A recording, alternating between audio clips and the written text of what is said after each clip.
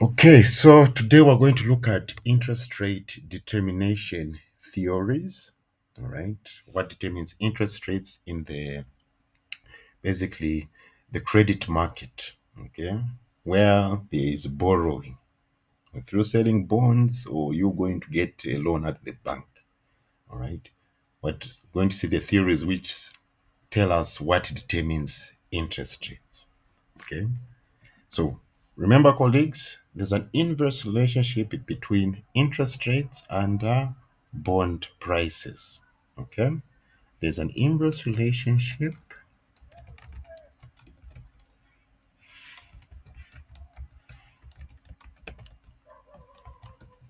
between interest rates and bond prices. Okay, and let me just illustrate this relationship here. Right, for example, you are holding a bond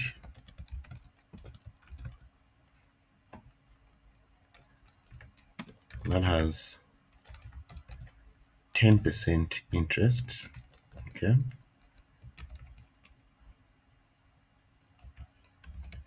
right? The central bank, okay, it the Central Bank of Zambia reduces interest rates, meaning new bonds that will be issued at interest rates. New bonds that will be issued, the interest rates will be similar to the same as the new interest rate the central bank is saying. So if the central bank reduces interest rates to 5%, means the new bonds that will be issued will be giving an interest of 5%. So for you who's holding a bond that's giving offering a higher interest of 10%, it means you can increase the price of your bond if you want to sell it, because your bond is attractive at this point here. It's offering more interest. Okay. So someone would people would prefer your bond to the new ones that are issuing a less lower interest. Okay, so when the interest rate goes down, your bond is attractive and you can sell it at a higher price. So we'll say the bond price goes up. And the same is true in the reverse. If you have a bond that's giving an interest of 5%, the central bank increases interest rates to 10%. It means the new bonds that will be issued will be offering interest of 10%. At this point, your bond that you're holding is offering a lower interest than what's the new bonds. And if you want to sell your bond, the only way to attract people is you need to reduce the price. All right, because everyone's going to go for the bonds that are offering 10%. Any questions on that, colleagues? On the relationship between interest rates and bond prices?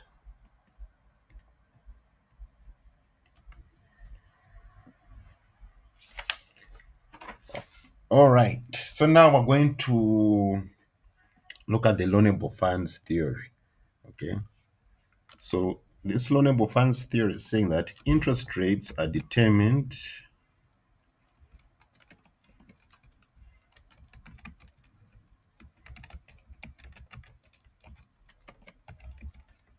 by the supply and demand for loans in the credit market. Okay. That's what the loanable funds theory is telling us. Interest rates are determined by supply and demand for loans in the credit market. Okay. I'll ask you this, colleagues, who demands loans? Who do you think demands these loans?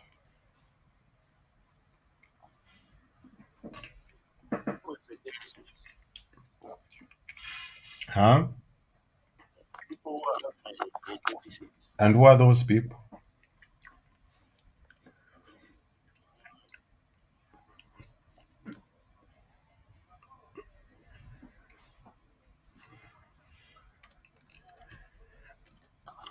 Mm-hmm. Who are those people?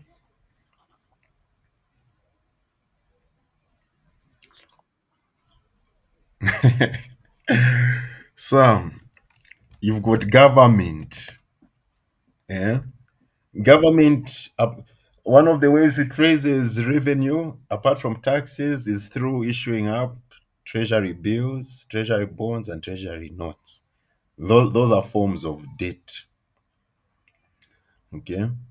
So government will need to borrow money to do whatever it needs to do that year. Who else apart from government demands loans?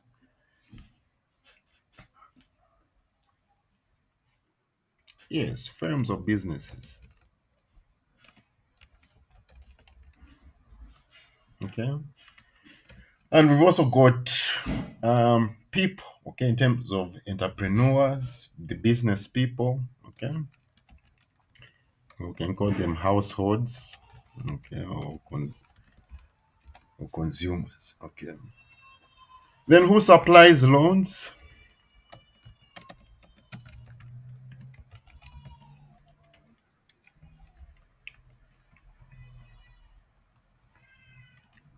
Hmm.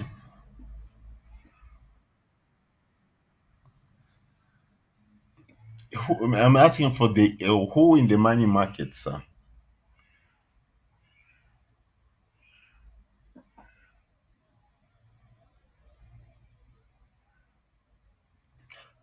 As the people, households, whenever you go and deposit money in your bank, okay, that money is used, part of it is used to be loaned out. Okay. Households, even banks, because they're the ones also issue the loans. Okay. Banks,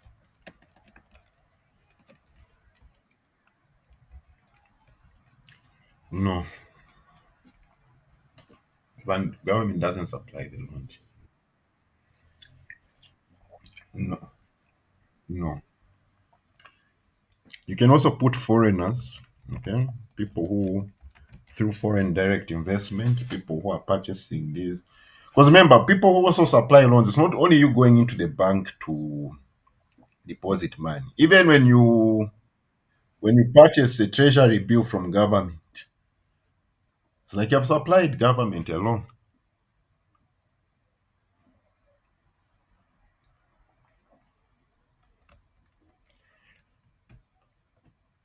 Okay. So now this is our graph, the loanable funds theory. Remember, the main point is that interest rates are determined by supply and demand for loans. Okay.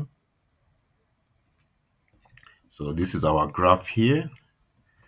We have interest rates on the y-axis.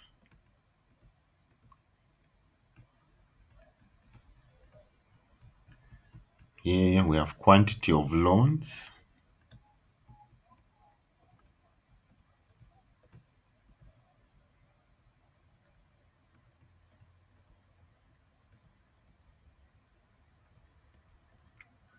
Okay. You've got the demand for loans. It's downward sloping. Colleagues, why do you think the demand for loans has got a downward slope? Why is there an inverse relationship between the interest rate and the demand for a loan?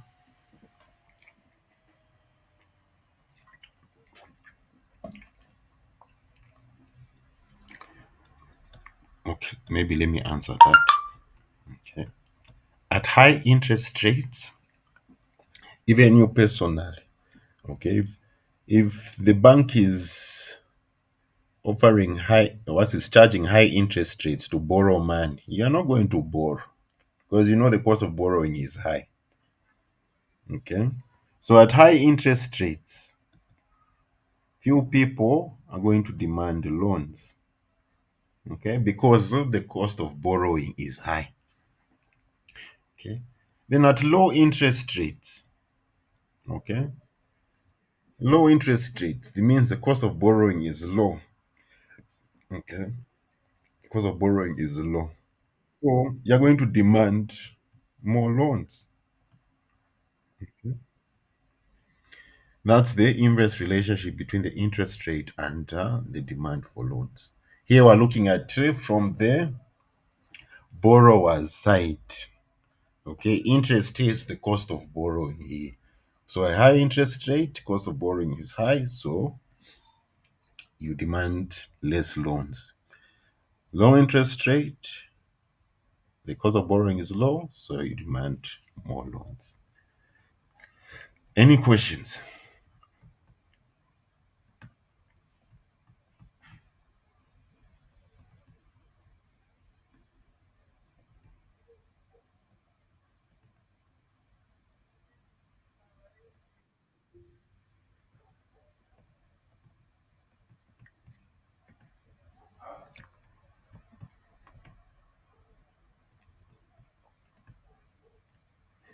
Okay, next we're now going to look at the supply of loans.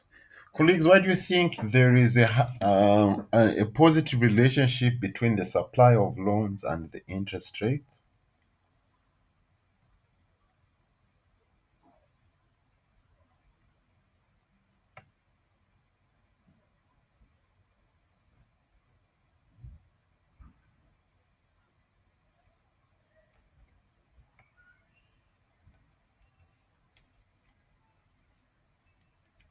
Yes, colleagues,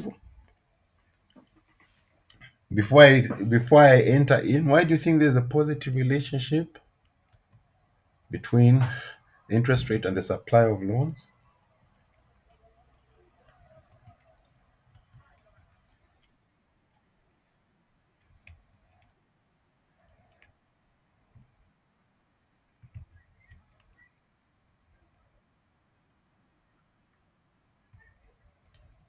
Yes. Here now we're looking at interest rates as the reward of saving, basically. Okay, think of it as the reward of saving. At a lower interest rates, you might be reluctant. Okay, you might be reluctant to save your money or invest in bonds with lower interest. Because remember, this theory, the two things that we're focusing is on terms of money and also bonds. Okay, so think of it like this: if bonds are offering lower interest rates, okay, you feel lazy to purchase them. Okay? But if they are offering higher interest rates, okay, you want to purchase them. Even also in terms of saving your money. Okay. Wherever there's a place which is offering higher interest rates, you want to save your money in there.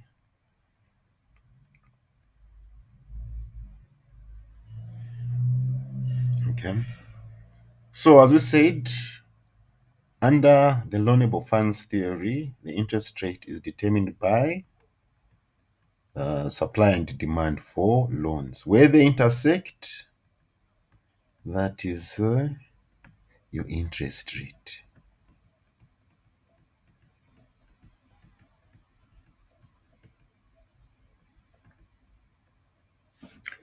Okay. So, one practical use of this graph, right, is I believe we've all heard of the term the crowding out effect. Colleagues, do we remember what the crowding out effect is? This should have learned it in macroeconomics and fiscal policy. Yes, crowding out effect. Does anyone remember?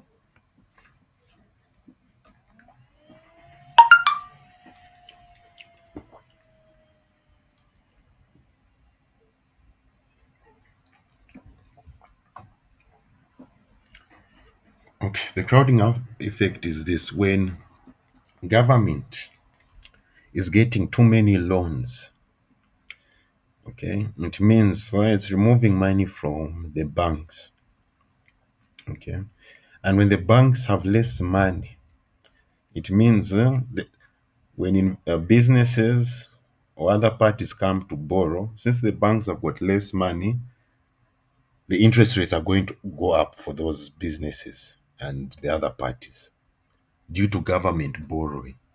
So since the interest rates are going to go up, what it means, Businesses are now going to get loans somewhere or invest somewhere else. Okay. Because government has taken up too much debt, too many loans. All right.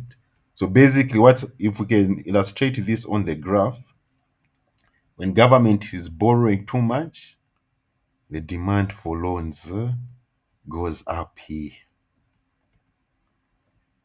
It's removing money from the banks.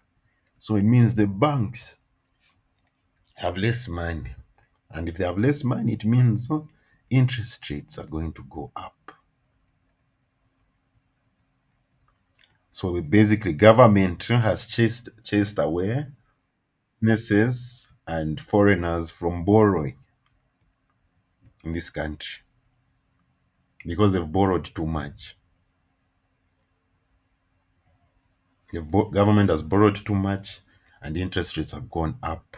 So businesses and other parties cannot borrow, so they go elsewhere. That is the crowding out effect, which can also be illustrated here in this loanable funds theory.